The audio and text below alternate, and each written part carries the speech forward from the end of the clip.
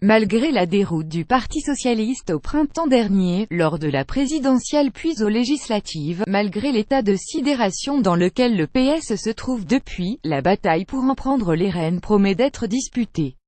Si aucun membre du parti n'a pour le moment déclaré officiellement sa candidature au poste de premier secrétaire, en coulisses, nombreux sont les socialistes qui convoitent la direction de la formation politique et s'activent déjà en vue du congrès du parti, qui devrait avoir lieu les 7 et 8 avril 2018, et dont les modalités pourraient être tranchées le 9 décembre prochain, lors d'un conseil national.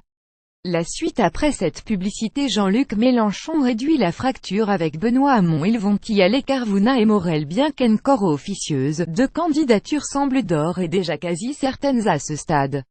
Celle, d'abord, de Luc Carvuna, cet ancien bras droit de Manuel Valls, qui a franchement pris ses distances avec l'ex-premier ministre depuis plusieurs mois, a intégré en juillet la direction collégiale du PS, chargée d'assurer la transition jusqu'au congrès. Et il n'entend pas s'arrêter là. Le député du Val-de-Marne envisage d'organiser un événement jeudi prochain à Alfortville, la commune dont il fut maire, pour annoncer sa candidature.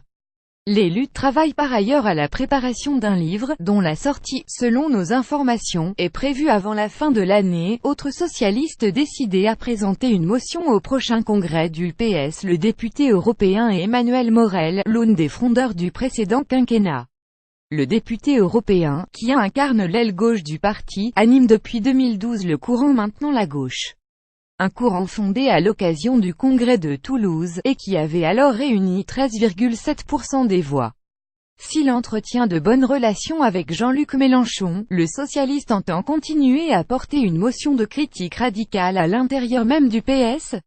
Solferino visite guidée dans le mausolée du PS. Il veut y aller. Le fidèle lieutenant de François Hollande quand celui-ci dirigeait Solferino, Stéphane Le Foll envisage-t-il à son tour de prendre les rênes du PS? L'ancien ministre de l'Agriculture et ex-porte-parole du gouvernement multiplie les signes attestant de sa volonté de se lancer dans la course.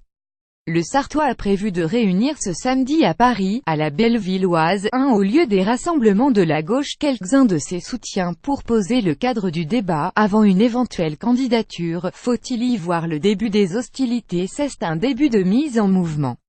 Moi je commence par réfléchir et après je verrai, s'est contenté de répondre jeudi le socialiste, en marge d'une réception de la Fédération nationale des élus socialistes et républicains FNSR.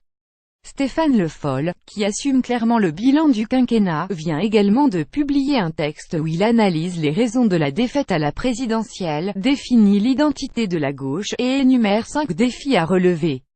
Le socialiste, qui garde pour l'instant un œil sur les autres possibles prétendants prêts à se lancer, pourrait attendre décembre ou janvier pour faire connaître ses intentions. Oran Réunion, 24 ans. Le bébé Vauquier, qui monte sur une ligne politique assez semblable. Les proches de Jean-Christophe Cambadélis n'entendent pas non plus passer la main, et sont également à la manœuvre sur le sujet.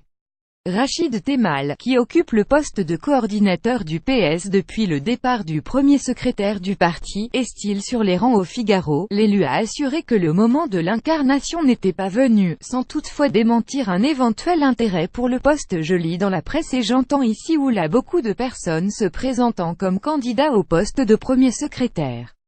Le meilleur candidat, c'est avant tout un projet réfléchi. L'incarnation viendra le moment venu. Ce que je dis aux autres, je l'applique à moi-même. J'ai des idées comme d'autres mais le temps n'est pas venu. Elle hésite. Vallaud-Belkacem en retrait de la vie politique depuis sa défaite aux législatives. L'ex-ministre de l'Éducation nationale Najat Vallaud-Belkacem pourra-t-elle faire son retour pour briguer la direction du PS? La socialiste n'a pour l'heure pas pris de décision définitive sur la question, et laisse toutes les portes ouvertes. À ma connaissance, elle n'a pas donné de réponse à la question. Elle ne se désintéresse évidemment pas de la politique, parce que c'est une femme politique, mais sa décision n'est pas prise, a indiqué son compagnon, le député Boris Vallaud-Belkacem, jeudi sur Radio Classique. La socialiste, qui s'interroge encore sur l'orientation qu'elle entend désormais donner à sa carrière, pèse toujours le pour et le contre, consciente de l'exposition mais aussi des coûts auxquels expose un tel poste.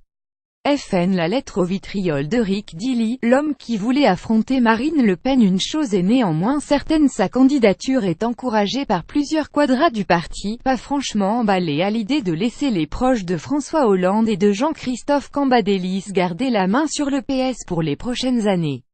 Emmené par Olivier Faure, ce groupe composé notamment de Mathias Fekl, Johanna Roland, Nathalie Appéré ou encore Jean-François Debat plaide activement pour son retour. Ce petit groupe, qui s'est constitué dans la foulée de la débâcle socialiste au printemps dernier, a publié en mai une tribune dans Libération, intitulée « Réinventer la gauche ». L'avenir ne peut être le simple retour au projet social-démocrate porté par le PS depuis 20 ans, plaidait-il alors. Des mots qui témoignent de leur volonté de tourner à tout prix la page des années Hollande-Cambadélis et d'opérer un changement de génération au PS. En cas de refus de Najat Vallaud-Belkacem, Olivier Faure, le patron des députés socialistes, pourrait apparaître comme une autre solution de compromis. SB avec Cécile Amar.